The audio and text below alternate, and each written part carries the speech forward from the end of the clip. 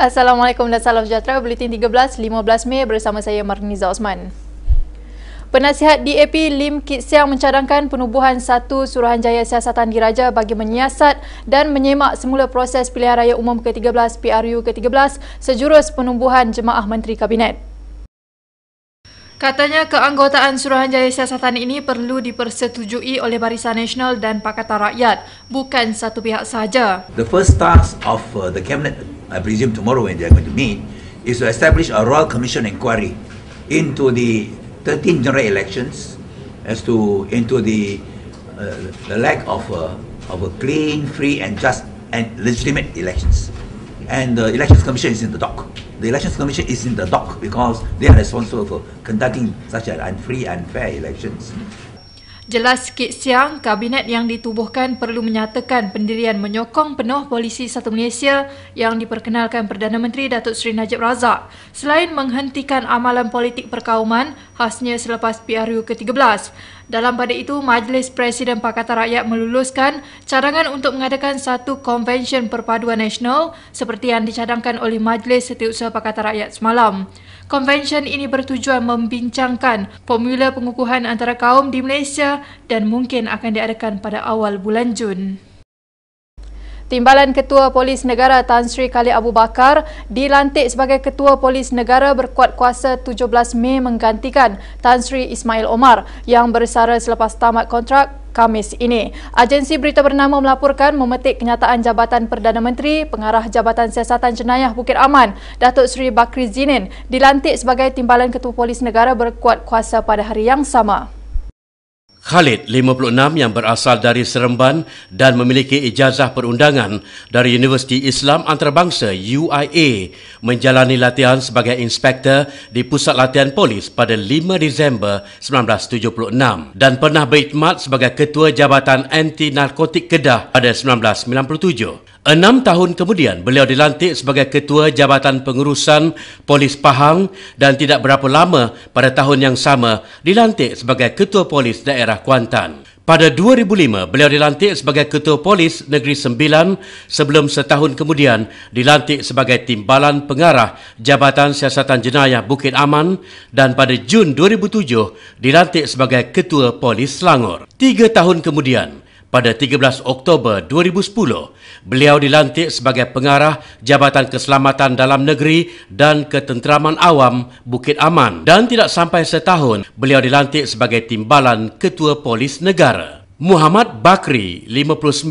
tahun, yang berasal dari Penampang Sabah dan memiliki Diploma Sains Kepolisan Universiti Kebangsaan Malaysia UKM, memulakan perkhidmatan dalam polis pada 6 November 1975 sebagai Inspektor Percubaan. Beliau pernah berkhidmat sebagai Ketua Polis Daerah Kudat, Ketua Polis Daerah Sandakan, Timbalan Ketua Polis Daerah Kota Kinabalu, Timbalan Ketua Polis Daerah Seremban, Ketua Polis Daerah Lahad Datu, Ketua Polis Daerah Ceras dan Ketua Polis Daerah Dangwangi. Muhammad Bakri pernah berkhidmat sebagai penolong pengarah Unit Risikan Jenayah D4 Jabatan Siasatan Jenayah Bukit Aman sebelum dilantik sebagai Ketua Jabatan Siasatan Jenayah Negeri Sabah pada 2003 dan dalam tempoh 2 tahun beliau dilantik sebagai Timbalan Pesuruhjaya Polis Sabah pada 2005. Pada 2006, beliau dilantik sebagai Timbalan Pengarah Risikan dan Operasi Jabatan Siasatan Jenayah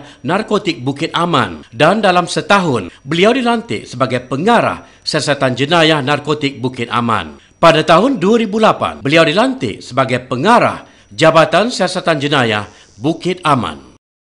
Sementara itu, Pakatan Rakyat mengharapkan Ketua Polis Negara yang baru Tan Sri Khalid Abu Bakar dapat mengangkat tahap profesionalisme polis dengan lebih adil dan bertanggungjawab. Untuk itu, dalam masa terdekat, pihak Pakatan Rakyat berhasrat untuk mengadakan pertemuan dengan Khalid bagi mengeratkan lagi hubungan di antara pihak polis dan Pakatan Rakyat dalam usaha menjaga keamanan dan keselamatan negara. Hasrat ini dilontarkan Ketua Umum PKR, Datuk Seri Anwar Ibrahim dalam satu sidang media selepas mesyuarat Majlis Presiden PR di Ibu Pejabat PKR hari ini. Dan mengharapkan supaya beliau dapat membantu mengangkat tahap profesionalisme polis bekerja dengan adil, mematuhi peraturan undang-undang dan tidak dilihat dalam persepsi rakyat sebagai menekan mana-mana pihak, terutama pembangkang di negara kita. Sementara itu, Pengarah Jabatan Pilihan Raya PAS, Dr. Hatta Ramli, mahu Khalid memberikan perhatian kepada isu perkauman yang dicetuskan Kerajaan UMNO BN untuk tugas pertamanya. Saya rasa IGP yang baru ini merupakan tanggungjawab dan tugas profesionalnya yang pertama. Dan kita menaruh keyakinan akan sifat profesional mereka untuk segera memadamkan apa juga bentuk api perkauman yang cuba dimainkan oleh sesetengah pihak. Tegasnya, Perdana Menteri Datuk Seri Najib Razak sendiri yang bertanggungjawab memulakan kenyataan tsunami China pada malam pengumuman keputusan pilihan raya umum ke-13 lalu. Bukan faktor Datuk Ghani sebab tsunami yang saya sebutkan tadi lah, tsunami daripada masyarakat kaum Cina yang ratusan yang besar. Dalam pada itu, Anwar turut menyatakan Pakatan Rakyat menolak sebarang penganjuran himpunan bagi menumbangkan kerajaan. Tegas Anwar, Pakatan Rakyat hanya akan menyertai perhimpunan aman yang dianjurkan oleh NGO berkaitan. Sekian Buletin 13, teruskan melayari www.selangorku.com untuk pelbagai paparan menarik. Saya Marniza Osman, dengan itu Assalamualaikum dan salam hormat.